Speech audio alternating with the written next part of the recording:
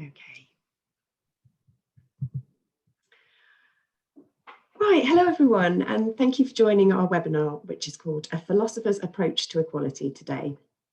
I'm Polly Kerr, and I'm the Patient and Public Involvement Manager for the Oxford Biomedical Research Centre. And together with my colleagues Claire Murray, who's the PPI Manager from the Oxford Health BRC, Biomedical Research Centre, and Claire Schwartz, PPI and Programme Manager from the Applied Research Collaboration for Oxford and the Thames Valley, and our public contributors, Hubert Allen, Kath Greehey and Julia Haber-Hunt. We are hosting these webinars for patients and members of the public who are involved in research or who are interested in getting involved.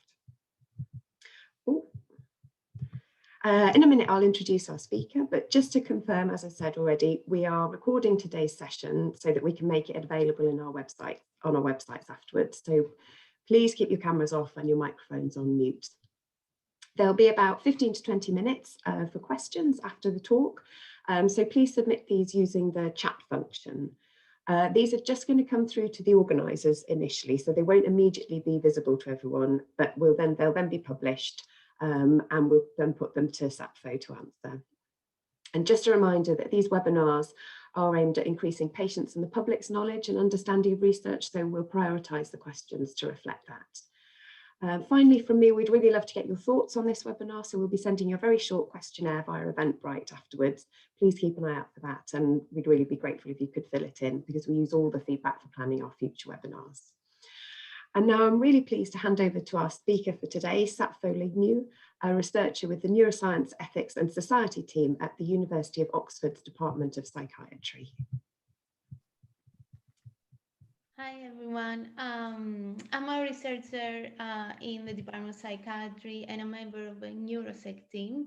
My work focuses on the ethical justifications for patient and public involvement in research, and I'm also a researcher at the Wellcome Center for Ethics and Humanities in the University of Oxford.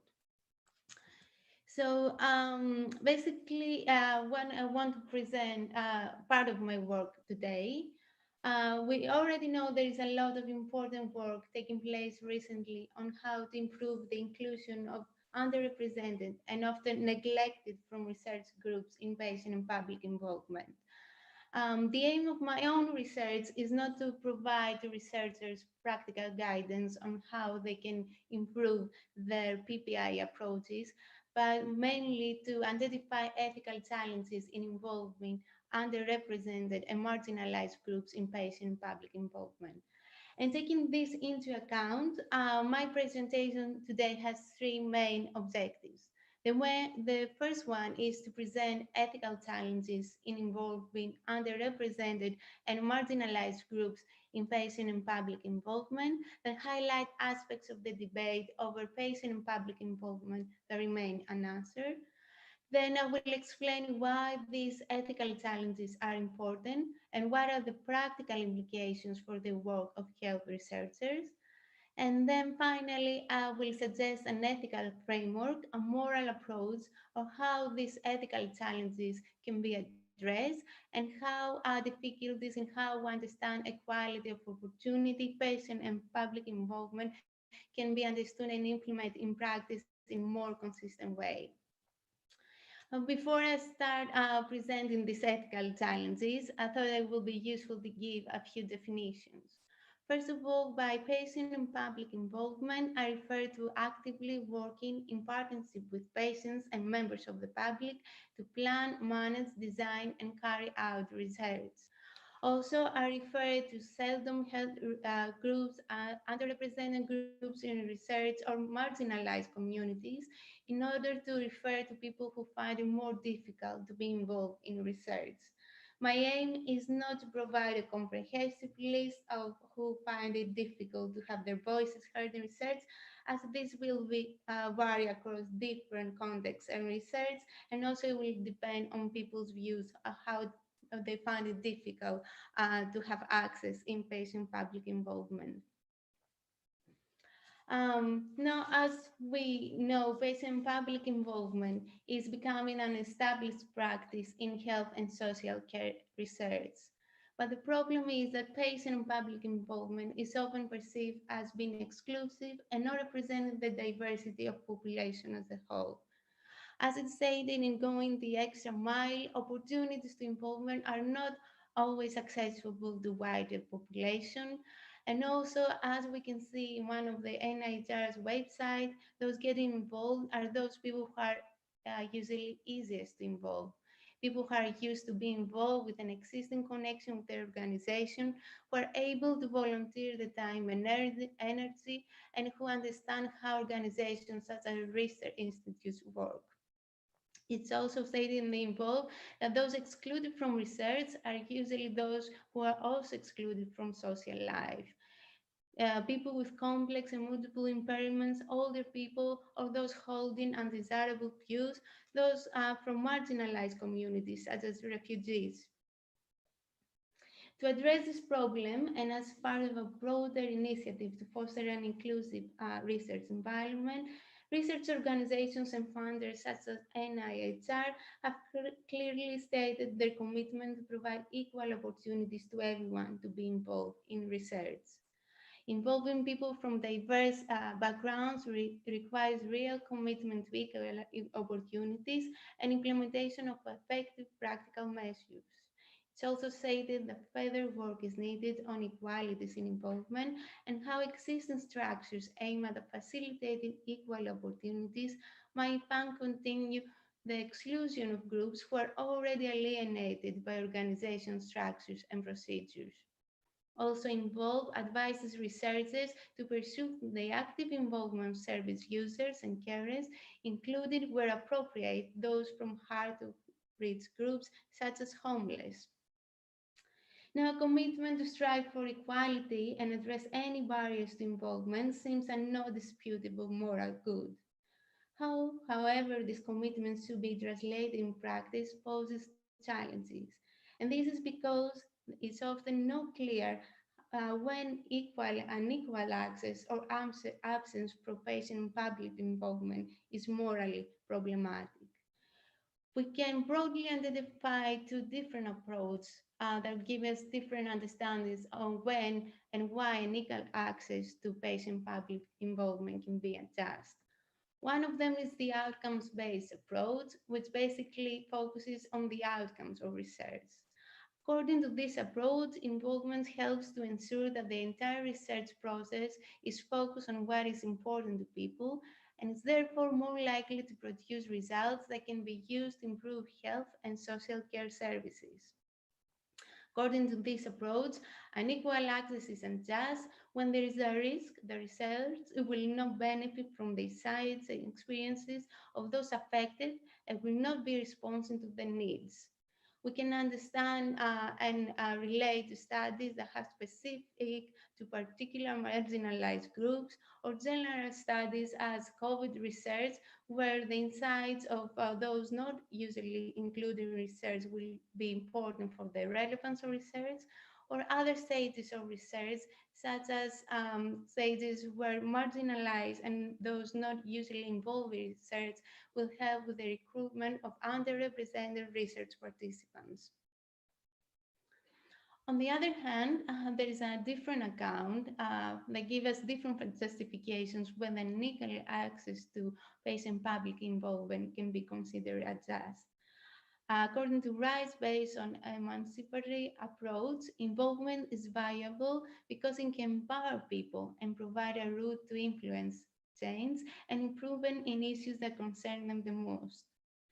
Unequal access, according to this approach, is always unjust. The absence of particular groups devalues the experimental knowledge of excluded groups, and it's often described as a form of epistemic violence or epistemic injustice. According to this account, equal opportunities are a morally imperative irrespectively of the aims or types of research. Now, taking into account these different approaches of when unequal access is unfair for those usually not included in patient public involvement, several questions are raised. Is unequal access to patient and public involvement problematic simply as an equality because those usually not involved do not have the means to be involved? Or is it unjust because it can prevent a study to be relevant for some groups of patients? Do health researchers have a duty to address social equalities or strive for other aims and values, such as promote social justice by their PPI approaches? Or can we even argue that health researchers do not have a duty to those kind of aims, but only to comply to the professional guidelines and requirements, such as to avoid exploitation or discrimination when it comes to PPI contributors? And the way these what are the right answers to this question will not be the same and will depend on different perspectives that PPI contributors and researchers hold. And because of these differences in the way we understand how to address and understand these questions, there are several complications when it comes to the work of health researchers. One of them is when they have to decide what is the right selection method when they decide or assess their PPI approaches. Should they aim for random selection that will give everyone some chance to be the same chance to be involved? Or should they aim for a positive action plan? This plan will increase the opportunities to those excluded research, and in this way can be claimed to reduce power imbalances between researchers and seldom heard patient groups. Also, taking these problems into account, how priorities in addressing inequalities in access to patient public involvement should be decided. Some barriers to involvement may be more or less difficult to overcome. For instance, we can think that different resources or efforts might be needed in order to enable access to those that might need assistance to participate due to physical impairments, while different also resources might be needed in the case that we want to enable access to those facing more than one set of barriers. For instance, the case of mental health service users in the prison system. And of course, when we talk about resources, we also have to think about costs. We have to think about money, time, and training. And all these then might be justified to raise the barriers in order everyone to be able to be involved in patient and public involvement in research. So another important ethical question that needs to be considered is that consideration of social justice or the aims to promote other values may slow down the conduct of research. In this case, how can we balance the costs and benefits of providing all resources needed to those usually excluded for patient public involvement and give researchers other moral responsibilities and professional responsibilities, such as to meet project deadlines? There are two main questions in this case that need to be addressed. The first one is how to address these ethical and practical challenges when researchers aim to improve the PPI strategies and include those usually not included in patient and public involvement. And the second one is how equality of opportunities should be understood and implemented in practice in a consistent way to avoid confusion and waste resources.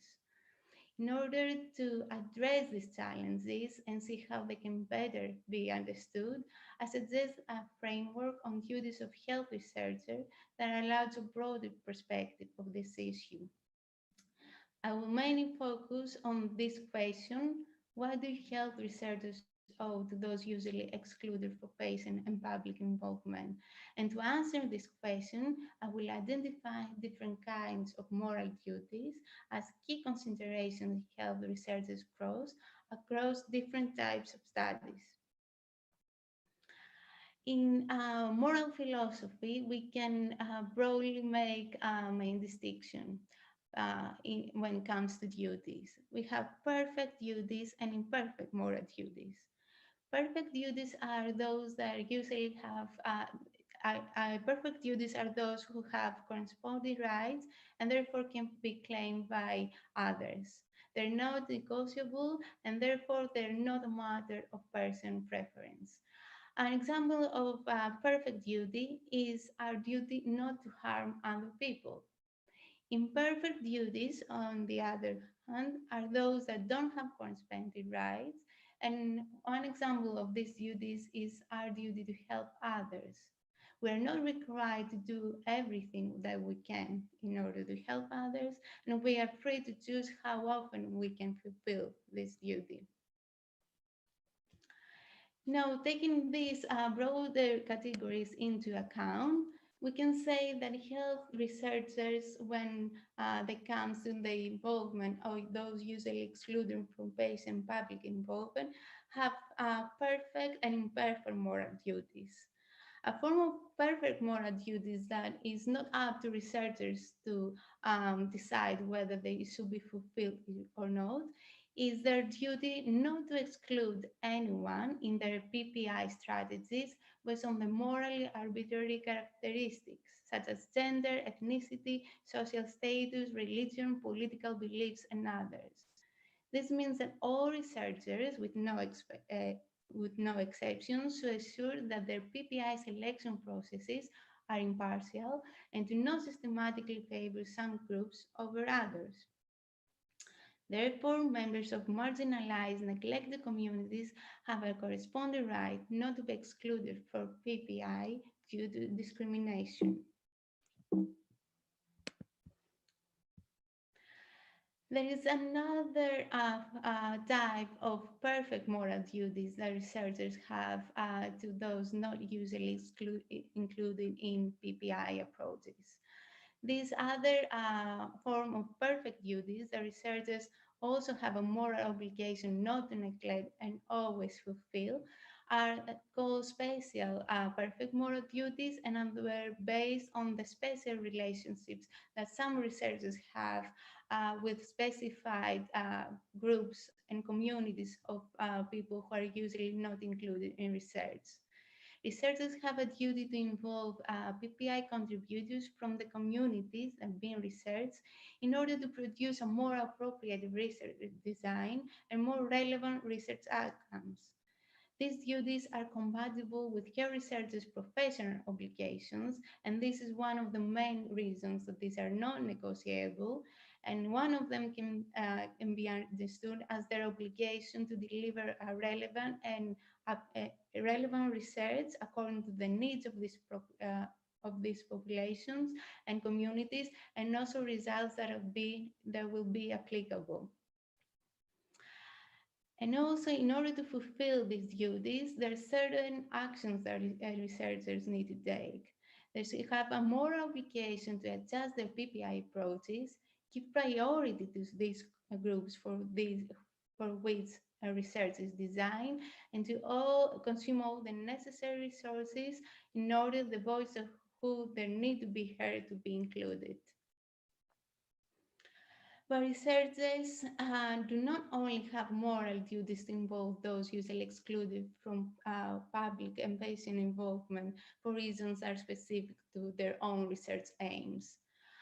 There are also duties which can be considered as imperfect moral duties that can be compatible with their aim to involve marginalized and those not usually included in patient public involvement.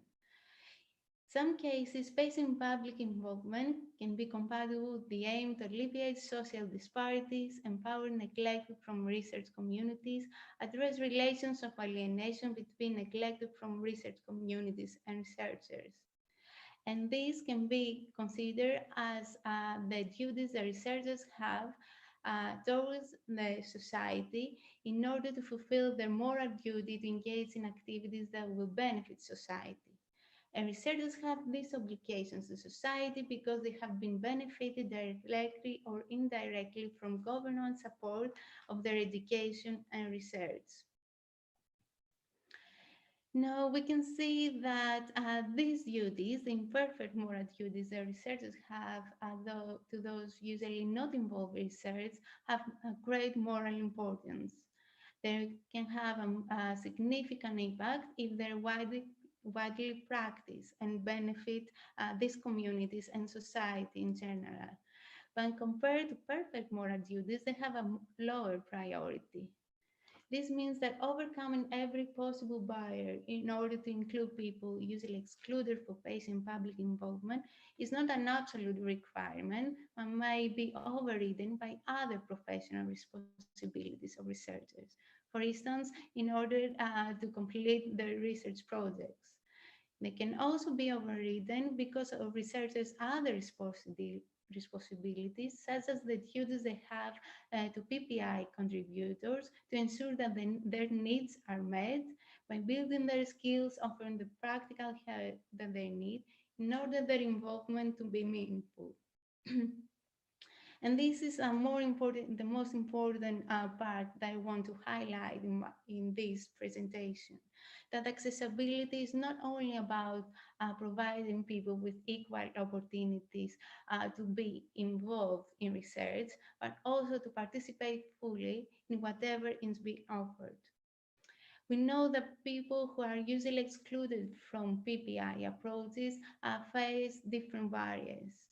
People might be lacking the opportunities to patient and public involvement due to their personal abilities, for instance, disabilities and illness, or because there are not enough available resources, they might lack training or even cast conversation or other reasons, for instance, cultural issues on the attitude about research.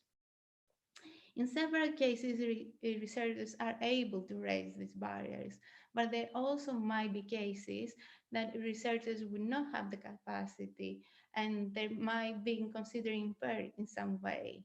For instance, when they don't have enough resources in order to compensate or pay for the expenses of PPI contributors, or whether when they don't have the particular training in order to understand cultural barriers and address them. In those cases, we can claim that researchers are exempted from this relevant obligation to provide equal opportunities to those usually not involved in research. To improve then the inclusion of those underrepresented communities in patient public involvement, two conditions are necessary. The first one is that the differences between people should be accepted, and the second one is that all service users, carers, patients should be offered genuine opportunities to inclusion. Therefore, while selection, recruitment, and importing processes could be changed to address problems regarding bias and discrimination in patient public involvement, a combination of different strategies is important to overcome unequal access and barriers to meaningful contribution. This is where I think that funders and research institutions have a crucial role. They can help researchers to improve their skills and also to have more resources in order those usually not involved in patient public involvement to be able to be involved and meaningful contribute. This can be done by ensuring that adequate funds are available to research teams to support successful recruitment to underserved groups, such as transportation or provision of translators. Also, they can support adaptable and flexible research that values the experience of various communities and groups. And one thing that that is raised often in the literature and empirical research is that researchers need to invest in long-term relationships and to engage with broader communities prior to this involvement. And also, in order to achieve that, also support of research that aims to identify these multiple constraints for more inclusive involvement is necessary. As a conclusion, we can say that the main thing when it comes to consideration on how those usually neglected for patient and public involvement can be meaningful, be included in research, is that we should think about the possibilities of opening up spaces for a more inclusive involvement and what challenges might arise for researchers. And as I have presented so far, there is a wide range of considerations that can inhibit access to patient and public involvement. And this may include cultural and institutional practices, psychological barriers, financial constraints, and others. And given not all these constraints are the responsibility of a researcher or can be addressed by the researcher, more collective action is necessary.